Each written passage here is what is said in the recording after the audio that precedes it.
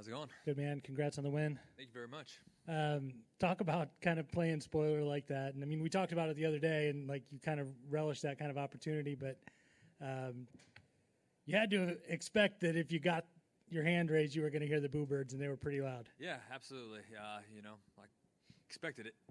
I honestly didn't expect as much. I thought, in the end, it would be a fight where I can gain the respect of the fans and because we put on a show, and I believe we sure as heck did that. And but it's okay. It's part of the game, part of the sport, and Matt was very respectful, and I love the guy, and still a huge fan of his, and honored to share the octagon with him for 15 minutes and share some blood together. You tried to turn him at the end there with like the nice PR move about blue collar and Midwestern roots and stuff like that, but yeah, it wasn't. Maybe really... they'll like you more next time, right? Yeah, exactly. I mean, it wasn't really trying to like get him on my side. It's the truth, That's what I feel about being here in Columbus, and that's what it is. The blue collar workers are here, and I believe I'm that kind of person. And I believe Matt that's kind of person, and we work hard and go in there and put on a fight like that. You hope to get the fans and on your side, so we'll see. That was we also talked about the other day. On paper, everybody's saying this is the fight of the night, right? And that's pretty much what you guys delivered. I mean, when you go in expecting it to be that kind of a barn burner and just brawl and just dirty and nasty, and it plays out that way, is there more appreciation for it afterwards? Yeah, I mean, I guess my coach gave me the okay to finish it in the first round, this time around, and it didn't quite go that way. We ended up dragging out another fight of the night kind of thing. But honestly, it was everything I dreamed it would be, everything I hoped it would be. And for me to come out with a win was super exciting and, blessed. And I believe I did enough in there to get the win.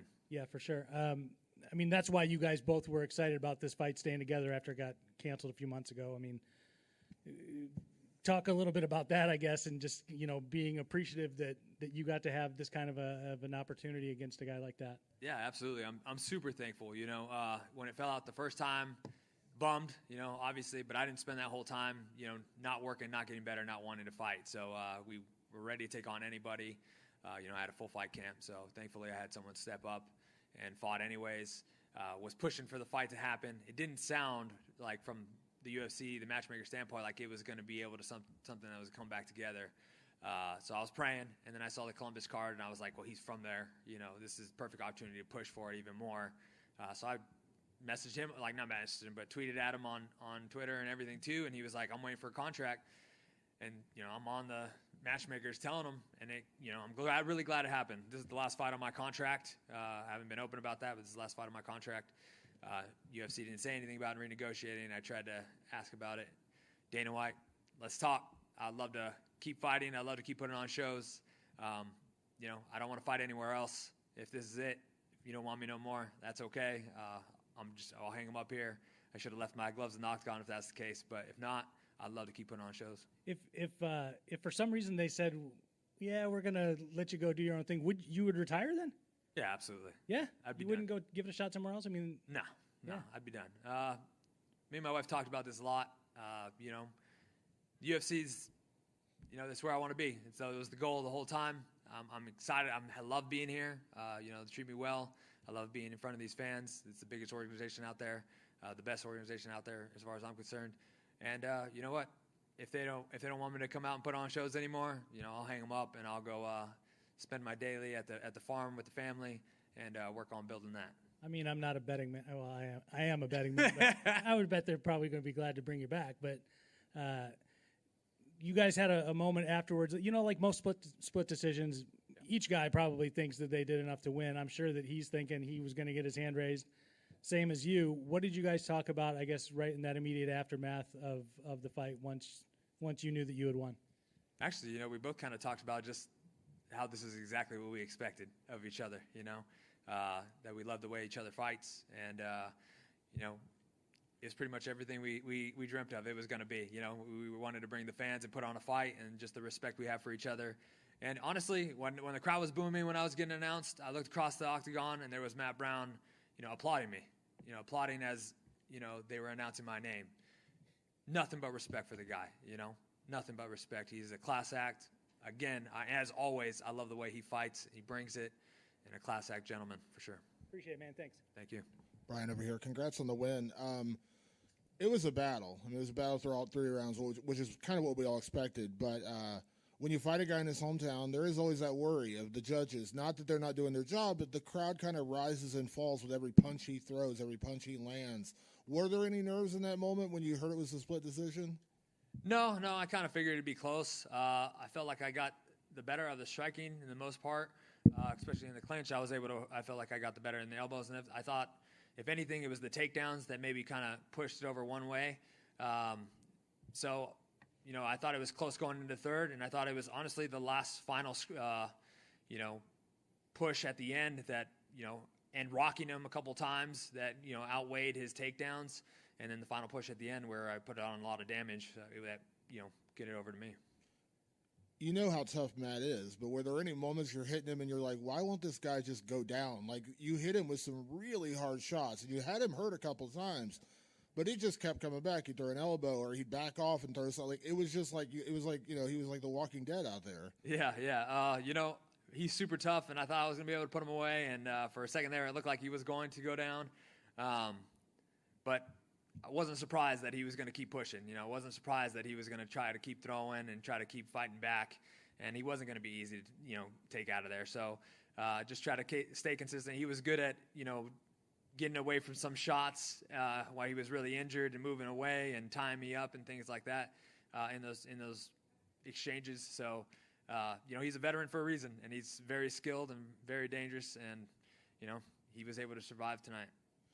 What is the feeling you said, going into this last fight in your contract? I mean, in terms of the pressure, because, listen, got to be honest, a loss that might determine the contract. You know what I mean? That might just be like, okay, we're done. Win here, I think we all believe you should get another contract, especially after the fight like that. But again, was there any nerves or anything like that going into the fight?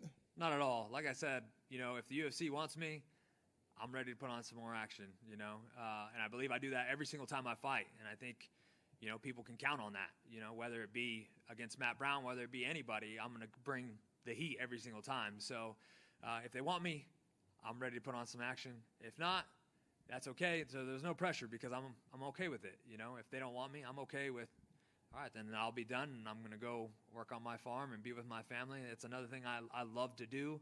And, we're building our farm as it is. And if this is it, then I'll put more focus into that and, be with my family. So another thing I love to do. So assuming they do bring you back, though, this fight, as soon as it got made, everyone was like, oh, this is going to be a great fight. And of course you guys delivered.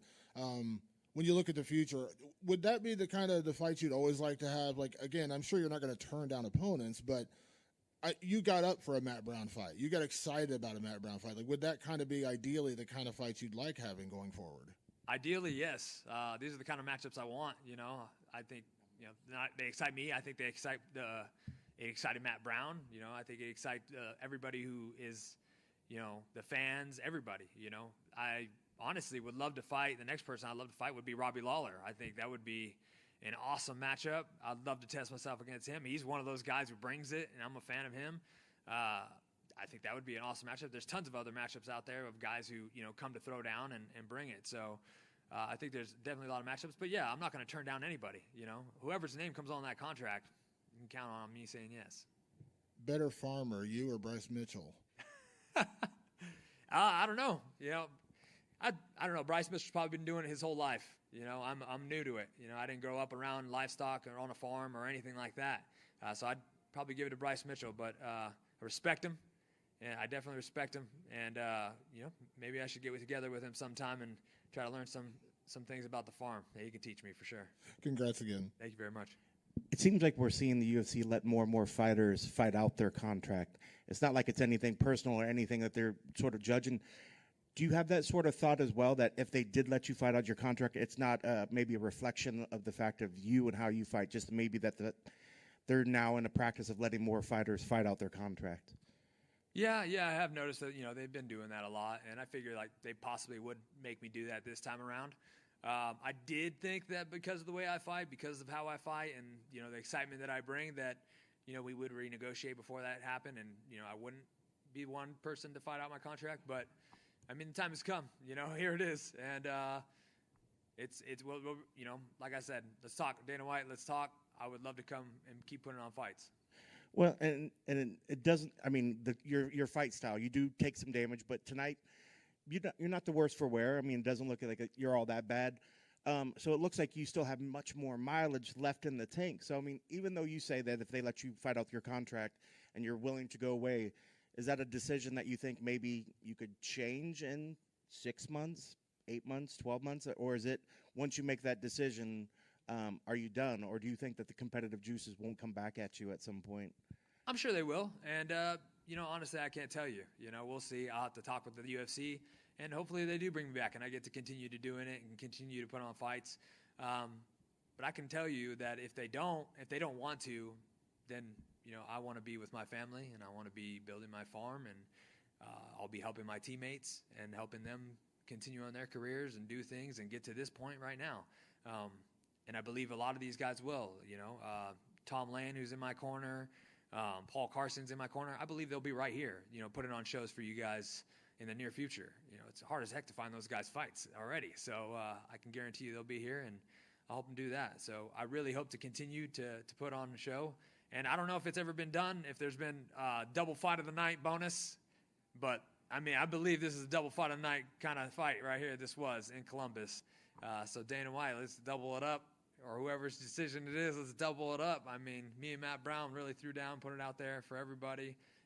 It was everything it was supposed to be, and let's double it up. And I know you gave him lots of respect out there. Was there anything about him and what he pulled out tonight that surprised you, or did he live up to everything that you expected? We knew he was going to go those foot sweeps in the clinch, and we practiced them so many times and worked over them, and I like to do them too as well. Gosh, they caught me off guard every time. Every single time, he swept the heck out of me. Was able to bounce back from it and get up or whatever, but I was just like, God dang it, come on. We're better than this. But so it was all good, man. It was just fun to be in there and fun to exchange with him. What I was really happy about is, landing some of my own really clean elbows on him. He's the elbow king right there and gets in there nice and dirty. So he landed some good ones, and I landed some good ones there as well. So it was nice to exchange those elbows with him. And last thing for me, it did sort of look like it came maybe down to that third round. What was your corner telling you going into that third? Did they kind of tell you that it's all or nothing in that third round, that you maybe 1-1 between the two of you? Yeah, kind of. They're just like, we got to keep pushing. We got to put the pressure on him. This is it. We got to continue to push. Come underneath. He's dipping. You keep throwing too high. We need to come underneath and just continue with the pressure. You're hurting him every time you hit him. He's wanting to take it down. Let's continue to put the pressure on him. Continue to stay on him. He's tired. So it's just what we had to do. We had to continue to grind, continue to push forward. And that's nothing that we're not used to. So. And I know I said last thing, but I love that you allow the fingernail painting and everyone. It sort of changed it. Was there ever a decision that maybe you wouldn't want to keep a winning color scheme going to the next fight, or is it always like, hey, just give me something different this time around? Whatever she wants, whatever my daughter wants is it. I don't, if coming off a win, loss, if we do the same colors off a loss, it doesn't matter. Whatever she wants is what we're going to do, and it's going to be great. That's awesome. You're a good dad. Oh, thank you, man. Congrats on the victory. Thank you so much. Thank you, guys.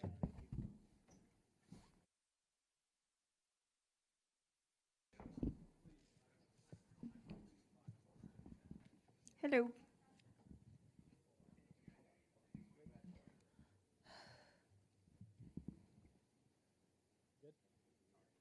Congrats on the win.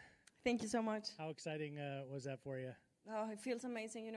Finally 3 wins in the UFC and my first finish, my first submission, my record. It's funny to look back at at your resume at your fights, and then look. You got to go way down there to find your last finish. A little bit more than 7 years. I know that's something that maybe you don't necessarily think about during a fight, but is that something that you think about, during training camps or in between fights? Hoping to finally get a finish.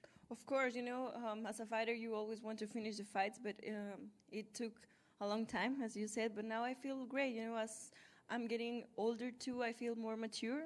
Even my mind, my body, and also my fight game.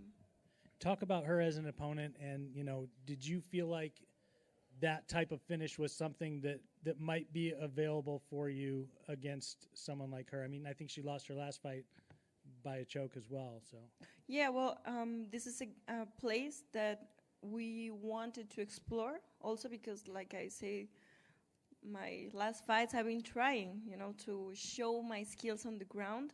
I want to show that I also still learning. I'm not just now a striker. I want to show everyone that I'm also a finisher on the ground, and my jiu-jitsu is evolving. talk about, I guess, the title picture in your division, and a lot of divisions it might take 5, 6, 7 wins in a row to be up there and in consideration. But in your division, it doesn't necessarily have to be like that. 3 might be enough. Do you feel like you should be next in line after Valentina's next one? Well, I hope so. I've seen that girls on my division usually have 4 wins in a row. So yeah, let's do this. I'll be ready whatever UFC brings to me because I work so hard. So if they come to you and say, we want you to fight one more time, you're ready to do it. But what if they said, hey, maybe sit back and wait? And would you be okay if you had to wait until much later in the end of the, toward the end of the year, if it meant getting a title shot? God, this is a dream come true. This will be a dream come true. And, since I'm not injured right now, I will come back to the gym and keep training just to be ready, just in case, Appreciate it. Thank you. Thank you. Alexa, over here. Hi. Congrats on the win. Strawweight seems like a lifetime ago at this point, considering, but you came in with so much hype, when you first got in the UFC. Do you feel like you're finally now really, kind of living up to your potential? Yes, I feel, like I said, as I'm getting older, I feel more mature. My fight game, my fight IQ is getting better, and that's what I do every day. I love training. I really love training. I love learning, and now it's paying off. I think through your last couple of wins at flyweight, everyone said, Alexa has some of the best boxing in this division, and I would agree.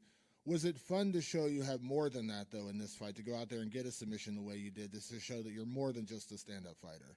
Yes, well, I love boxing. Honestly, I do love boxing. I love my hands. I love, to do technique so clean. That's my favorite thing. But yes, now I don't just trust in my hands. Now I trust in my ground game, and I'm a complete athlete now. What do you think about the lay of the land of flyweight? Because we know that it's going to be Valentina and Tyler Santos coming up in June. We've got Misha Tate now in the division, fighting Lauren Murphy in July. We just saw Minot get a big win earlier tonight. Can you kind of give me a sense like where you feel like you do fit in when you look at the best fighters at flyweight? Well, I've shown that I'm evolving so much, and that I deserve to be on the top of that list. So yeah, just waiting for the next challenge. Valentina has looked so unbeatable, at flyweight, and she's been incredible in this division. How much does having a champion like that drive you in terms of your own game? Because she's been there this entire time. She's been the champion. She's the only she's been the champion of flyweight. Does that force you to want to get better, knowing that could eventually be your future? Of course, having a champion like that, it's always a challenge for all athletes, I guess, because we have to do everything perfect. With some opponent like that, you have to do everything on point, and that's what I've been doing. I love crisp technique. I love sharp technique. So I think that's going to be the key. Congrats again on the win. Thank you. Just one for me. It looked like there was a lot of emotion in the post-fight your post-fight interview out there. Was that just from the crowd being there? Was that from the submission? Was it from finally getting the win after so much time away from the cage? What was going through your head right there, and what was going through your mind? Yeah. Well, the emotion was all the things you said. A long time without stepping on the octagon. See the crowd again. Finally, full here in a very quiet and calm city. A lot of people. Finally, 3 wins in a row in a new division. I feel amazing. I wanted to have my first submission because I have several submissions on my ground. So yeah, I'm just adding more things to my record. So this place now will always have a special place in your heart, perhaps? Of course, Ohio, it's amazing. Thank you very much. Congrats. Thank you.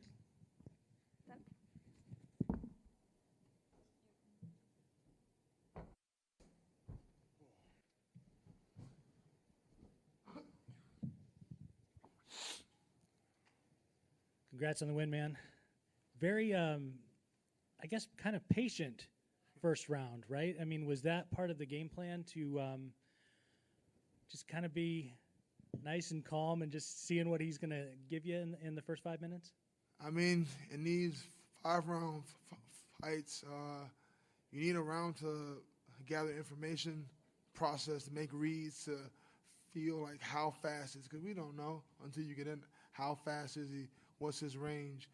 Does he step into his straight rights? Does he drift off? Just all that gathering information. That's what I was doing. I'm sure that's what he was doing also. We were both. I could tell he was doing exactly the same thing, and that's what good strikers do. Not all strikers just want to jump in there and throw down. I know it's what the fans want. Yeah. They just saw Matt Brown and Brian Barberina just hucking and trying to knock each other out, but we're heavyweights. As you can see, it only takes one. So you gotta make every punch count, and that's what I did. Did you get enough information from him in those first 5 minutes to actually use it in the second round, or was just that punch that landed was just, Well, yeah, I wasn't expecting that punch to be the one to put him out, but I knew each round I would be able to find a lot more opportunities. After that first round, I figured out his speed, I figured out his range, and yeah, that's what happened. That was organic, but no, I did not intend for that one to be the one to put him out. No. Did they tell you about your extra check yet, or had you not heard that yet? I have just heard about it. Yeah. Very excited. Congrats about on that. Thank you. Do you have plans for it yet?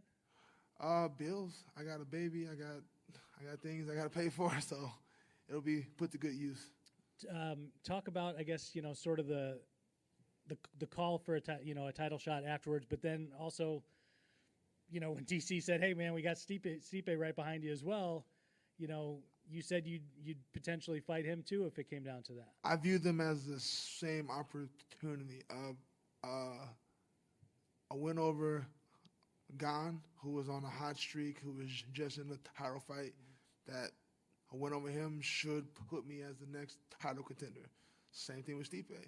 He's the GOAT, in my opinion. He's the GOAT of this heavyweight division. He honestly deserved a rematch a while ago, but if he's willing to risk it against me and I beat him, that's the same thing to me. It's a title shot for me would be the next thing after beating Gane or Stipe. You guys have some history together, right? Yeah, we worked out together years ago, back when I was not very good. He destroyed me every spar.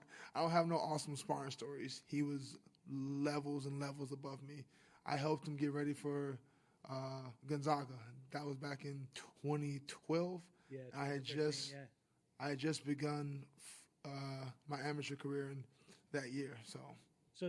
So if that fight happened, there's no high drama talking about, these guys were formers, they trained together. Yeah. No. I respect him, but I believe I'm on his level.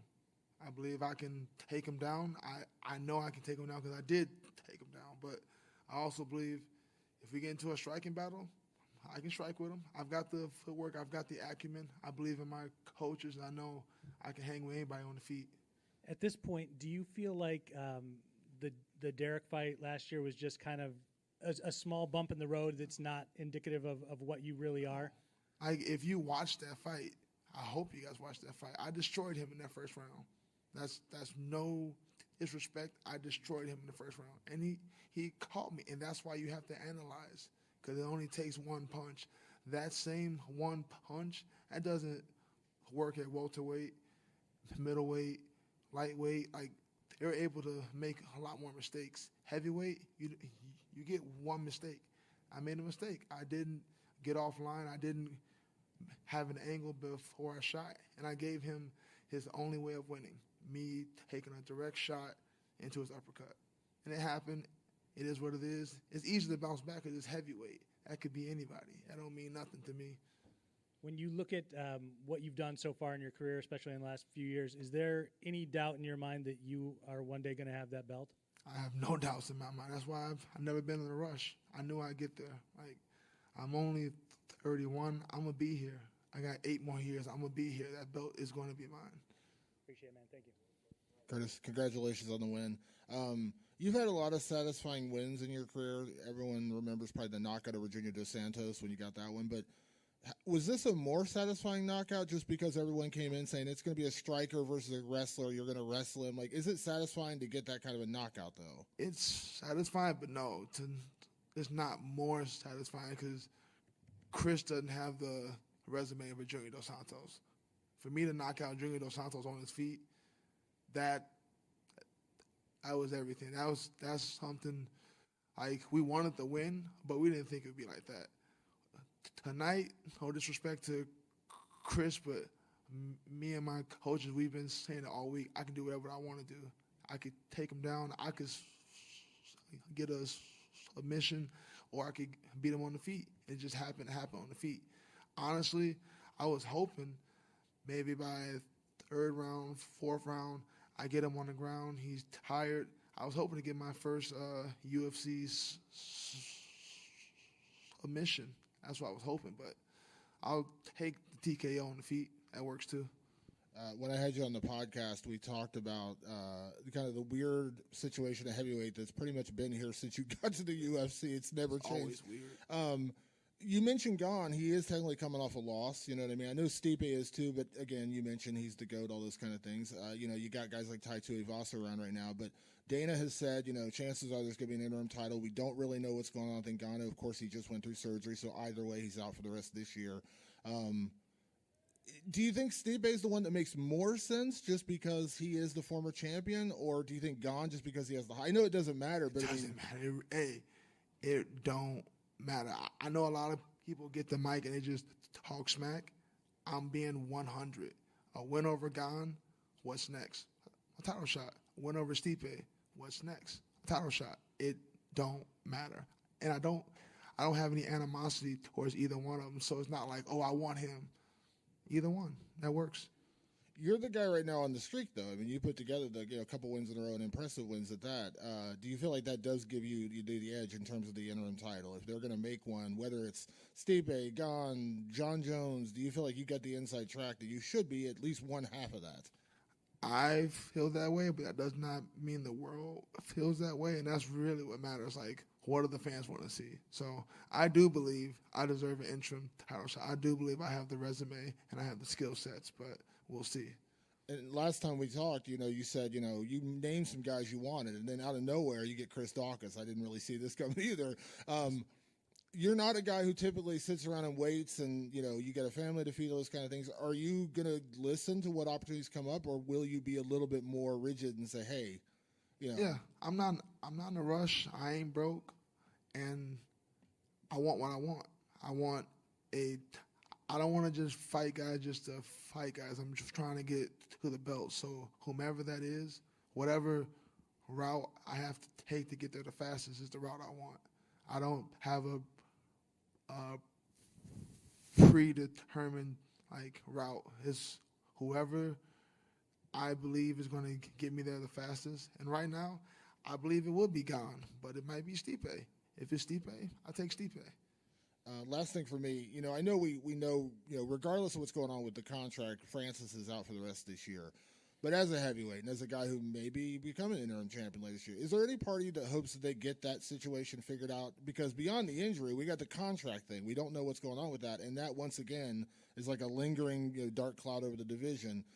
Is there a party you just selfishly saying, let's just get that figured out? So at least we know that much. Like, okay, I'm going to get an interim title shot, and then I get the Ngannou fight. Because we just don't know. I don't waste mental energy on that. That's out of my hands. I don't care what happens with Ngannou. If he's here, if he's not, I know he ain't next, so it don't matter for me. I don't care. Congrats on the win, Curtis. Between Gane or Stipe, does either one of them present more of a challenge for you? No, they both have a unique skill sets. They both, and it's heavyweight. One punch from either one of them could put me to sleep. So whichever one, it's not so much a win over Gane would be more fulfilling as a win over Stipe. It's just whichever the win over which one will get you access to that title. Exactly. I have no beefs. I have no I really want to hurt that guy. I'm not like that. I just want a title shot. That's all I want. So whoever gives me a title shot, That's the guy I want. We also hear times, though, when training partners, former training partners, when somebody's finally came up to that level, when they finally can give a little bit back to somebody they train. Is there a party that would like to challenge Stipe just to see where you rank up with him from where you were in the past? I mean, like I said, I believe he's a ghost. So a win over him, I think that's the one difference. Beating Stipe Organ equals a title shot, but beating Stipe, I think, weighs more heavily and like historically, because everyone knows what Stipe has done. They know his resumes, so that's the one difference. I would like to having him on my resume that would be huge. Yeah. And I know a lot of us looking at Dawkins coming up and coming through some of these guys, it looked like he had good power, good hands. But what did you think of his power, and what did you think of his speed out there? I think, honestly, no shade, he should probably drop down to light heavyweight. Just, not everyone's a heavyweight. It's okay. Just because you weigh 245 does not mean you're heavyweight. So, yeah, I think he should drop down. Well, that's kind of what the next question, the loss to Derek, the loss to you. I was wondering, has he hit his ceiling? He's not going to get through the guys at the top of this division at this point? I don't think so. And that's no shade. Like, he's skilled, but he's not. You have to be big. You have to be strong. That's like a prerequisite. That's like a flyweight who's not fast. You can't. That doesn't work. And I know we talked earlier in the media day, a lot of us were saying, oh, we're expecting to see the grappling out there. But you said, no, it starts as a striker. I'm a striker. How happy are you with how your hands played out there? Obviously, you got what you wanted, but were you happy overall with your striking? Very happy. I know striking leads to bonuses, and I want more bonuses. So I just wanted to give my best effort, and I was rewarded. So, hey, who knows? Maybe I turn into Huck Liddell, Iceman, just go out there, forget I'm a wrestler, and just overhands. Well, last thing of that, you said you wanted a submission. So when you heard him, you could have went and tried to get a submission, but you went for the finish. That would have been a real submission. He was already rocked. So I just went for the gusto. Well, if you were trying to get a submission, what's the submission that you really want to land out there on somebody? I want that Darce. We've been drilling the hell out of that Darce. I want that Darce. Congrats on the victory. Thank you. I think you're done. He's going to Darce somebody to strap one of these days. Yeah, I know, right? As much as he thought it would be him.